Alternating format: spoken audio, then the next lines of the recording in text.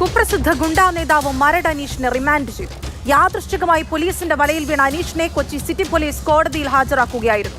നിരവധി ക്രിമിനൽ കേസുകളിൽ ഉൾപ്പെട്ട അനീഷിനെതിരെ കേരളത്തിലും തമിഴ്നാട്ടിലും കർണാടകയിലും കേസുകളുണ്ട്. കസ്റ്റഡിയിലായ വിവരമറിഞ്ഞ് അനീഷിനെ തേടി തമിഴ്നാട് പോലീസും കൊച്ചിയിലെത്തി.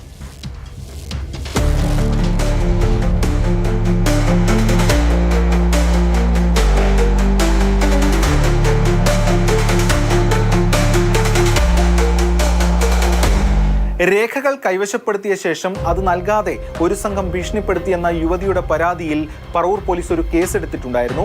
ആ കേസിന്റെ അന്വേഷണത്തിന്റെ ഭാഗമായിട്ടാണ് പറവൂർ പോലീസ് മുളവുകാട് പോലീസിന്റെ സഹായത്തോടുകൂടി പനമ്പുകാട് എത്തുന്നത്.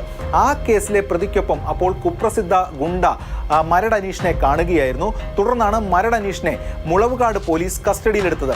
മരട് അനീഷ് നിരവധി കേസുകളിൽ പ്രതിയാണെന്ന് പോലീസിന് അറിയാം. അതുകൊണ്ട് തന്നെ ഒരു കരുതൽ തടങ്കൽ എന്ന നിലയിൽ തന്നെയാണ് ആദ്യഘട്ടത്തിലെ നടപടികൾ മുന്നോട്ട് നീക്കിയത്.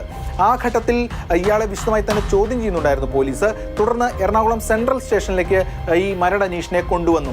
അപ്പോൾ എറണാകുളം സെൻട്രൽ സ്റ്റേഷനിൽ മുൻപ് രജിസ്റ്റർ ചെയ്ത ഒരു കേസ് ഉണ്ടായിരുന്നു. അതായത് പോലീസിനെ അടക്കം ഭീഷണിപ്പെടുത്തി കൃത്യനിർവഹണം തടസ്സപ്പെടുത്തി. ഈ കേസിൽ നേരത്തെ മരട് അനീഷ് അറസ്റ്റിലായിരുന്നതാണ്. പക്ഷേ അതിനുശേഷം ജാമ്യമെടുത്ത് മുങ്ങുകയാണ് ഉണ്ടായത്. അപ്പോൾ ആ കേസിലേക്ക് തുടർ നടപടികൾ സ്വീകരിക്കാം എന്ന് പോലീസ് കരുതി.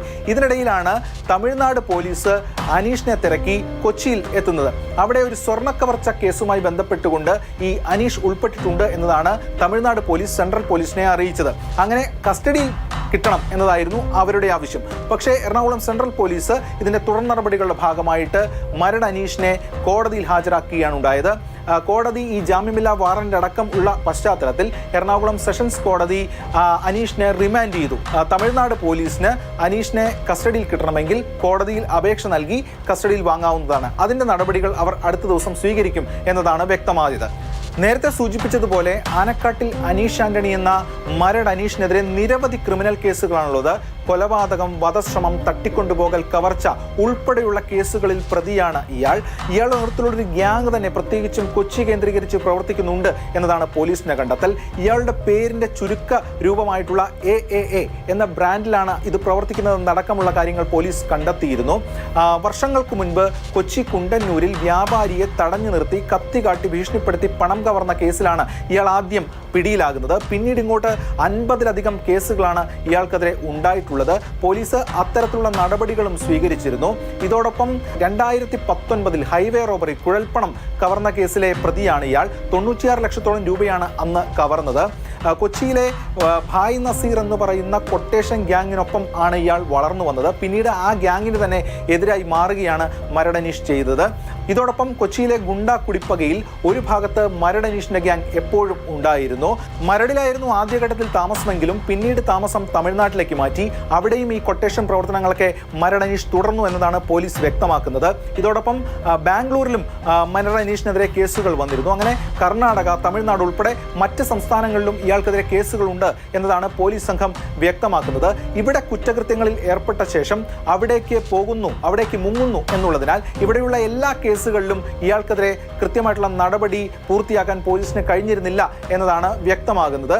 എന്തായാലും ഇങ്ങനെ കേസുകളും അതോടൊപ്പം തന്നെ പിടികിട്ട പുള്ളി എന്ന ലേബലും അടക്കം വലിയ തോതിൽ ചർച്ചയായി ആ തരത്തിൽ മാറിയ പശ്ചാത്തലത്തിൽ ഈ തട്ടിപ്പിനൊക്കെ മറയിടാൻ ഇയാൾ ഹോട്ടൽ ബിസിനസ്സിലേക്കും അതോടൊപ്പം തന്നെ മറ്റു ചില പ്രവർത്തനങ്ങളിലേക്കുമൊക്കെ തിരിഞ്ഞിരുന്നു. അങ്ങനെ തിരിയുമ്പോഴും ഇയാൾ ഈ പറയുന്നത് പോലെ കൊട്ടേഷൻ, അതോടൊപ്പം തന്നെ കവർച്ച, ഇത്തരം കാര്യങ്ങളൊക്കെ തന്നെ സമാന്തരമായി മറ്റു ചില മേഖലകളിലൂടെ, മറ്റു ചില വഴികളിലൂടെ ഇയാൾ നടത്തിയിരുന്നു എന്നതാണ് പോലീസിന് വ്യക്തമായിട്ടുള്ളത്. അതോടൊപ്പം ഈ ഹൈവേ കേന്ദ്രീകരിച്ച് പ്രത്യേകിച്ചും ഈ കുഴൽപ്പണ സംഘങ്ങളെ നോട്ടമിട്ട് കവർച്ച നടത്തുന്ന കോടാലി ശ്രീധരന്റെ ഗ്യാങ്ങിലടക്കം മരട് അനീഷ് ഉണ്ടായിരുന്നു എന്നതാണ് പോലീസിന്റെ കണ്ടെത്തൽ. സ്വന്തം നാട്ടിൽ ഇയാൾ നടത്തിയിരുന്നത് ഭൂമി നികത്തൽ, സെറ്റിൽമെന്റുകൾ, അത്തരം കാര്യങ്ങൾ ഒക്കെയാണ്. ഇയാൾ ഒരു സ്വയം സെലിബ്രിറ്റി ഗുണ്ട എന്ന പരിവേഷം എടുത്തു ചാർത്തി മുന്നോട്ട് പോയിരുന്നു എന്നതാണ് പോലീസിന് വ്യക്തമായിട്ടുള്ളത്. റീൽസ് ഇടുക, അല്ലെങ്കിൽ ചില ഓൺലൈനുകൾക്കൊക്കെ അഭിമുഖങ്ങൾ നൽകുക, അത്തരം ചില പരിവേഷം ഉണ്ടാക്കിയെടുക്കാൻ ഇയാൾ ബോധപൂർവ്വം ബോധപൂർവം ശ്രമിച്ചിരുന്നു. അങ്ങനെ ഒക്കെ കാര്യങ്ങൾ ചെയ്യുമ്പോഴും ഇത്തരത്തിലുള്ള ഇല്ലീഗൽ ആക്ടിവിറ്റീസ് ഇയാളുടെ ഭാഗത്തു നിന്ന് നിരന്തരം ഉണ്ടായിരുന്നു എന്നതാണ് പോലീസ് സംഘം വ്യക്തമാക്കുന്നത്.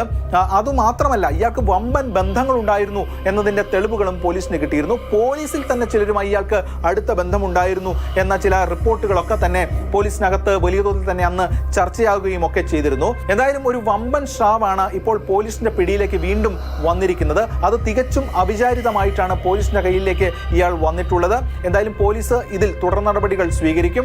മറ്റ് ചില കേസുകളുടെ വിശദാംശങ്ങളും ഇയാൾക്കെതിരെയുള്ള കാര്യങ്ങൾ പോലീസ് ഇപ്പോൾ ശേഖരിച്ചു കൊണ്ടിരിക്കുകയാണ്. തമിഴ്നാട് പോലീസും ഇയാളെ ഉടൻ കസ്റ്റഡിയിൽ വാങ്ങി അവിടെ എത്തിച്ച് മറ്റ് നടപടികൾ സ്വീകരിക്കും എന്നതാണ് വ്യക്തമാകുന്നത്.